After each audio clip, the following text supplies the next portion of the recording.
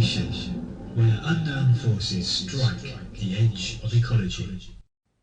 The i360. Vision or folly?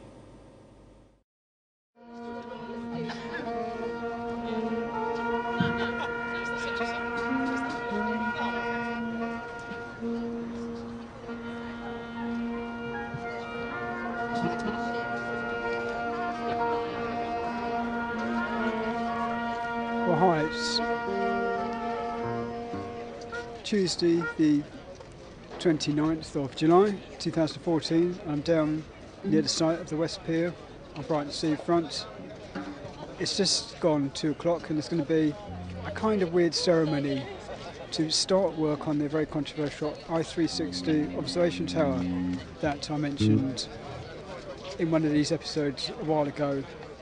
This giant tower has been built on Brighton seafront with a loan from the taxpayer after private money backed out, and today they're going to officially break the ground for it, which probably involves cutting a ribbon or standing in front of cameras holding a spade or something like that. To my right here there's the West Pier, which is just a skeleton now, and they've recently pulled up a lot of the metal columns that were on the beach, which were an interesting landmark in their own right, and we're in the way of the new giant tower, which is going to be over 500 foot high and cost £36 million. So we'll hang around. I think at 2:30 there's going to be speeches and whatever, and there's a band obviously to my left here, brass band just tuning up.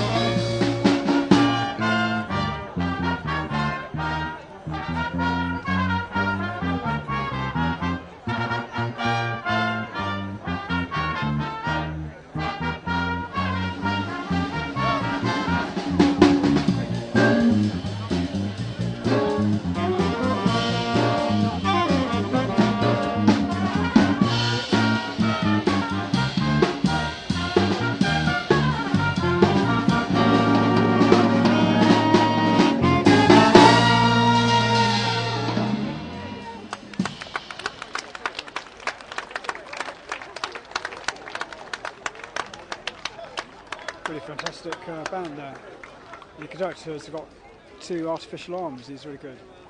And here's the mayor in red, sweltering, I think, glint of gold under his collar. And it looks like, I think there's Councillor Ian Davey. There's a red ribbon strung across, which I think is what they're going to cut or untie. What a wonderful, beautiful day. Thank you very much for coming. We're here to celebrate a wonderful day and these marvellous arches and also the starting of i360. I'd like to hand you over without further ado to Ian Davey, who leads for transport for the administration. I forgot to say I'm Penny Thompson, Chief Executive of the Council. Delighted to be here today. Thank you. Thank you very much, everybody. And for me, this is another example of how a transport project can have a real regenerative effect in what it's done for this area. And so thanks everybody for coming. And what we're seeing here now is the start of the redevelopment of the seafront, and I think the regeneration of this whole area. I was reminded that it was 2.5 years ago since Leon, one of our structural engineers, came to me and said, actually, I need to talk to you about the seafront. And he started telling me about the history of these arches. In fact, that going further east, some of these arches were actually built 200 years ago, nearly 200 years ago. The arches that these replace were relatively new, 130 years old. And it was 20 years since that they were closed because they were starting to fail. And he explained to me something about the purpose of these arches. So they weren't just kind of for storage and for businesses. They actually hold up the promenade, and much more importantly, they hold up the A259 seafront.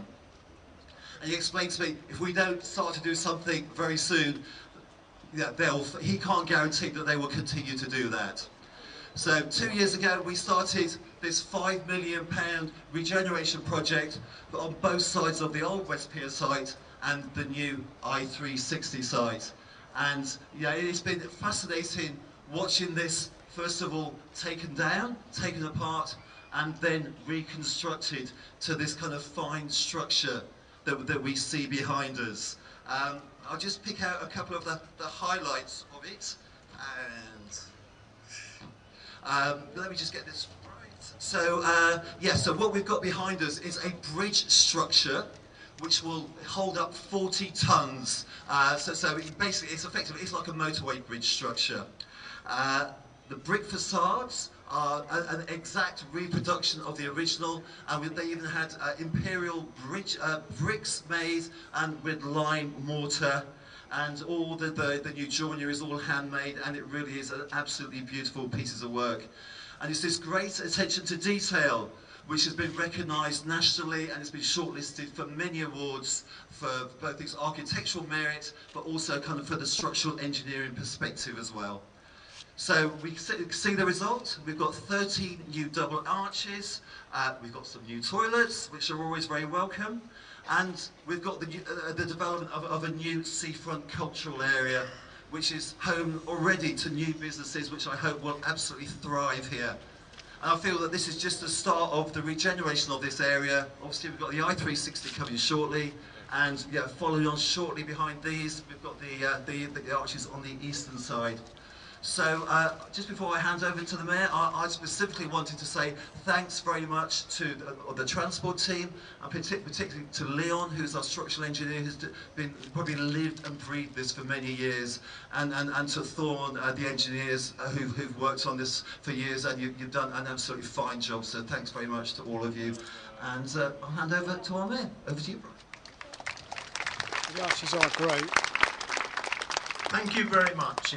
It gives me great pleasure as Mayor of Brighton and Hove to be here today for the opening.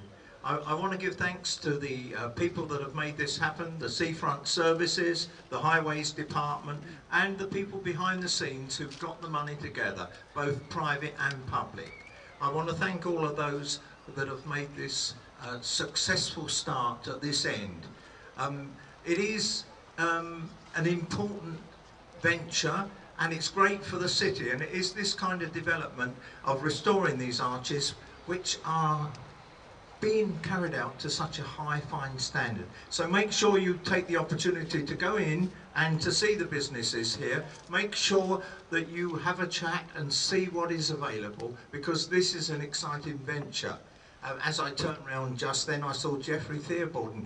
I can be reminded that in 1974 we started the other end doing arches, I believe, and we did 3 arches and the money ran out.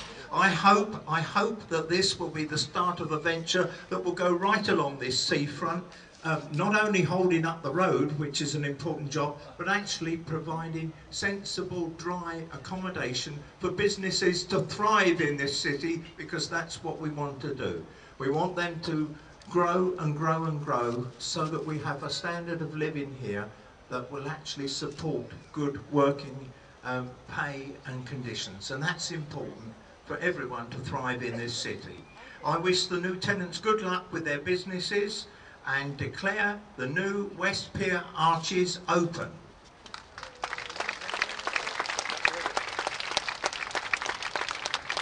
Let's move into cut the ribbon now, actually. Now this bit of the delay is that I usually am told not to cut the ribbon straight away in case the first photo doesn't work.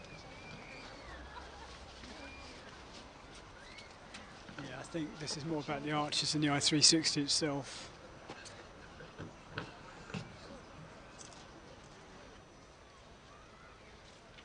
A lot of cameras and that.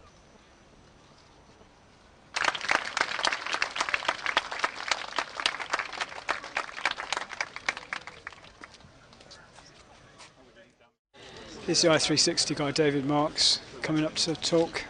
Thank you In a blue shirt. very much, Mr. Mayor, councillors, distinguished guests, ladies and gentlemen, friends, neighbours and colleagues.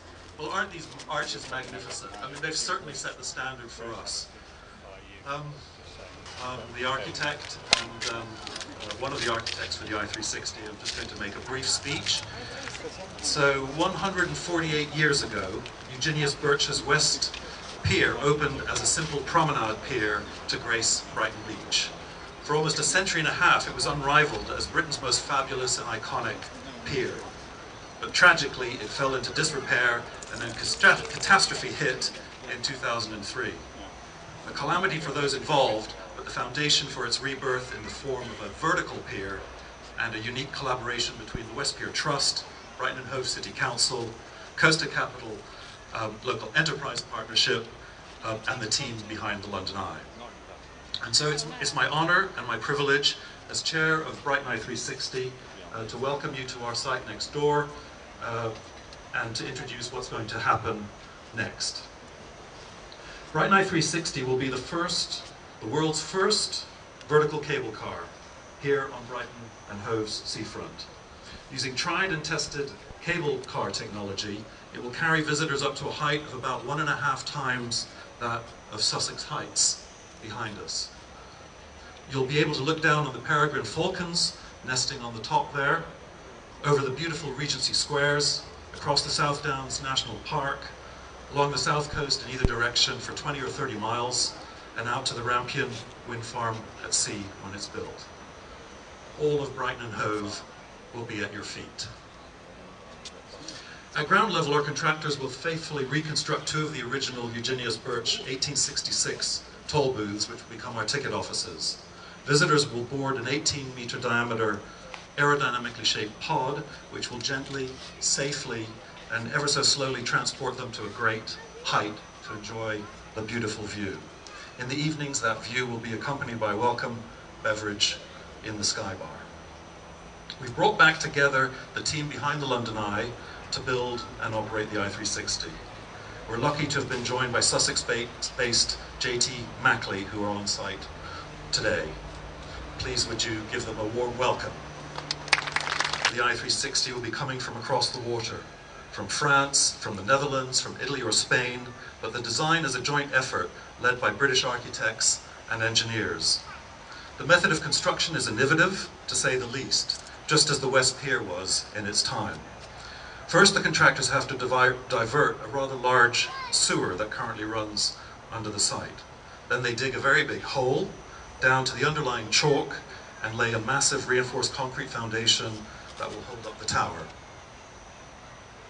In less than a year, 2 barges will deliver the steel tower in sections directly onto the beach behind you. The top 60 meters of the tower will be erected on the foundation. A 50-meter high jacking frame will be built around the tower, and it will then proceed to lift the tower high enough to slot the next section of tower beneath it, before lowering it again and tightening up the bolts that hold it all together. The process will repeat until the tower is complete and the jacking frame can be disassembled. That's then followed by the installation of the pod and drive mechanism and completion of the reception building. That will be a cause for celebration for sure. The technical complexities and solutions that the team have developed are a real testament to their engineering and problem-solving skills. We'd like you to join us on the journey to build the Brighton i360. When the hoardings go up, we will be installing eye holes so that you can look through and see the tower taking shape. There'll be one at child height, so everyone can get involved. Thanks to our neighbours at Sussex Heights and the Hilton Metropole, time-lapse cameras and video cameras are being installed on their roofs to capture the progress as it's made. We'll be sharing these images on our websites and blog. And when the construction is complete, a piece of Brighton and Hove heritage will have been brought back to life. After it opens to the public in 2 years' time, we will continue working hard to attract more visitors to the city and this part of the seafront, encouraging visitors to stay longer and to come back with their friends and families. We believe, with our partners, that i360 will create not just a great addition to the seafront landscape for years to come, but also a thriving business that will benefit not only the seafront but the whole city of Brighton and Hove. Brighton and Hove will be reinventing itself again, but showing it can do so and still care deeply for its heritage and history. We wish to express our thanks and gratitude to all members of the City Council that have supported the project over many years. Also the Council officers and their advisors, members of the public, Brighton and Hove businesses, for their steadfast and unswerving support, guidance and perseverance in making the project a reality. We also thank the West Pier Trust and their members for their trust and partnership.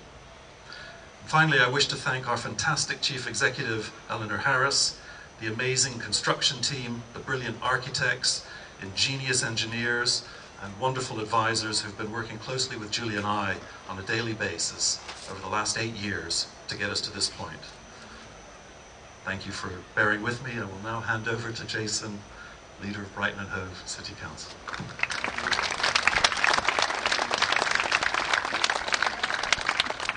Thank you very much, David. Well, this is a momentous occasion for Brighton and Hove. This is the start of beginning of a regeneration story for this part of the seafront and for the whole city. I think the area which used to be a field called the West Lane, I think is going to flourish as a new West Lane with an i360 and these rebuilt arches as part of it. And I think Preston Street and those surrounding areas that have long cried out for some support are going to benefit from it as well. Our seafront is just such a huge and important asset. We are so close to London, but we've got the added bonus of this amazing seafront vista, and we need to build on that. And I'm so pleased that we've been able to make that a reality. The innovation that we've done as a council and through the amazing partners that David has mentioned to bring a world first here is going to have a huge impact on Brighton and really put us on the map to a whole new level. It's going to attract visitors from around the world. It's going to bring those people who spend a week in London for a day trip down here when before they weren't doing it. We cannot underestimate how important it is as a signal that we have come together to express support in this project. And I think also it's important because we cannot rest on our laurels. Every other tourist destination in the world is constantly innovating, improving. We can't stand still. And so this is the beginning of our journey to renew ourselves for the visitor economy of tomorrow. I'd like to say thank you. There are so many people who've helped bring us to where we are today, and there's still more work to do, of course. But I'd like to thank everyone, all the council officers who worked incredibly hard, tirelessly getting this through to the final completion of the deal to where we are today in legal, in finance and economic development, seafront office and so on and so on. I'd like to thank the West Pier Trust who've been tireless champions of this project. Where are you? Some of you are over there. I'd like to thank David and Julia Barfield, from Mark Barfield, because you know, this has been an incredible project. Thank you for choosing Brighton as a place to start it. I'd like to thank the Coast Capital LAC, who here, their contribution and support for this, both financially but in terms of support to government in what we're trying to do, has been really powerful and important. I'd like to thank the Brighton i360 company, who are just on the beginning of their journey of delivering an amazing visitor event, and everyone here, all the residents associations, all the members of the council who supported this. It's felt like a bold and risky thing to do, but sometimes you just got to go forward and have confidence that this is the right thing to do. So we're now going to celebrate the start of this project by all moving round to the front of the site there, where David and I will be doing some light manual work. So I hope you'll come around and join us to celebrate the start of what I think is Brighton's next icon. Thank you very much.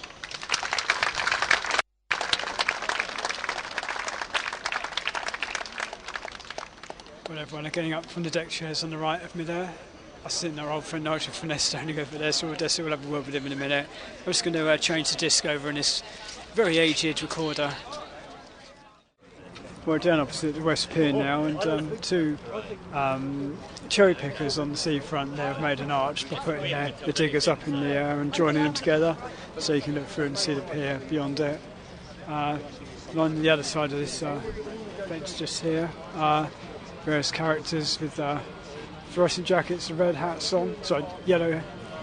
And the other side of this fence here is various characters with yellow fluorescent jackets and yellow hard hats on. We're going to pretend to do some work. So it then looks like they've actually started. Which would probably involve a very, very light bit of scraping gravel with a spade. And the arches over this side are all demolished, and you can see they put in sort of modern concrete bits and they're going to rebuild brick over it. I think we're looking at the very back of what was there once before, so we're seeing the ancient brickwork in places, and other places it's all been taken away. I just bumped into Nigel here down by the West Pier. We can't quite see what's going on behind the scrum here, but do you think, it's a very sunny day today, a lot of optimism there in the speeches, but do you think we should share that optimism about the i360 without reservation? I only wish we could, but sadly the answer to that is no. I think it's a huge risk that's been taken by a certain sector of the council, notably the Greens and the Tories, with council taxpayers' money, and frankly I think that the figures they've conjured up about the number of visitors we're going to get and the input to the local economy has just been plucked out of thin air. I really wish I could be positive, but sorry, I can't see it surviving. I can't see it even finishing. There's a lot of cheering here, so they obviously don't share that view, but I tend to agree with you, really. You do? I think the structure maybe isn't, I don't think it's aesthetically ugly. Maybe it will stand out ridiculously, but it's really the thing about having to borrow the money when the private company backed out. We've now got to borrow it, and they say it's not public money, but it is public money, and we'll have to pay it back if to the government if the thing doesn't make enough cash.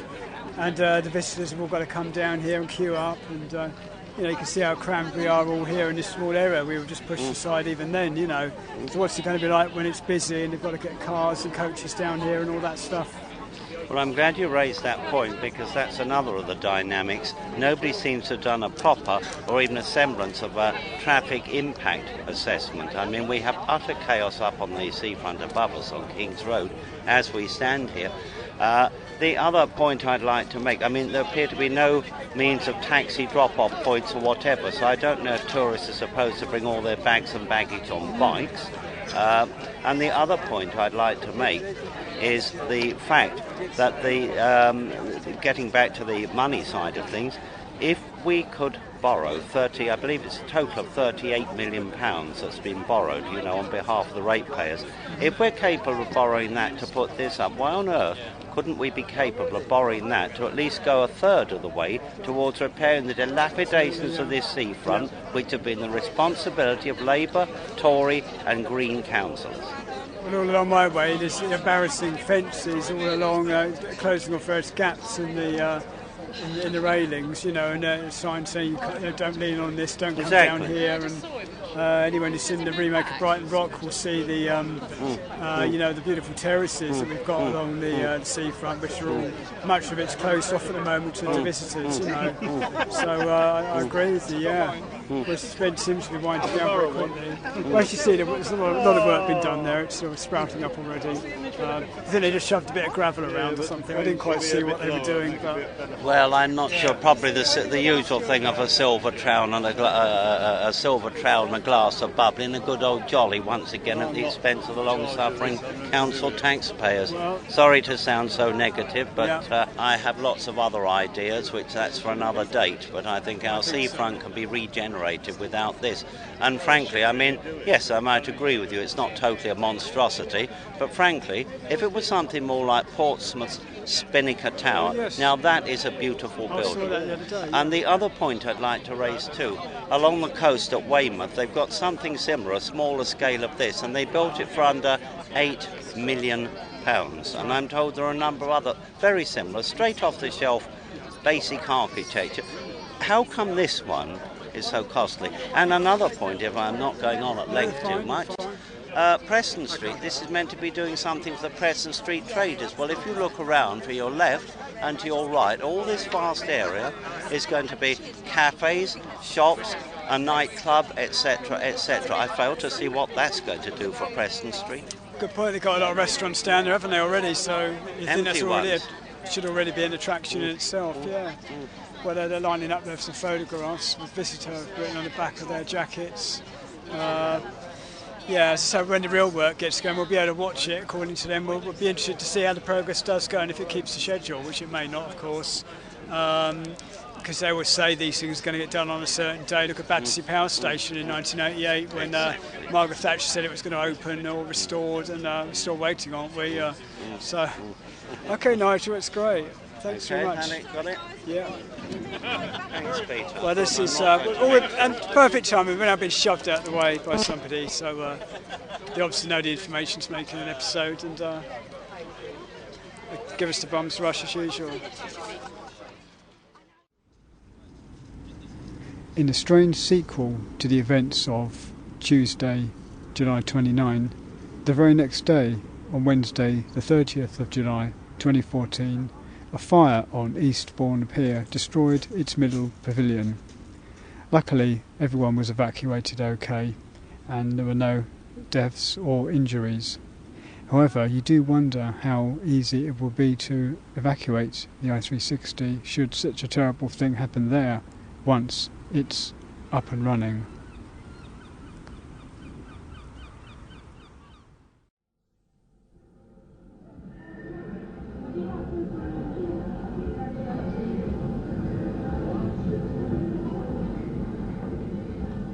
The information where unknown forces strike the edge of ecology.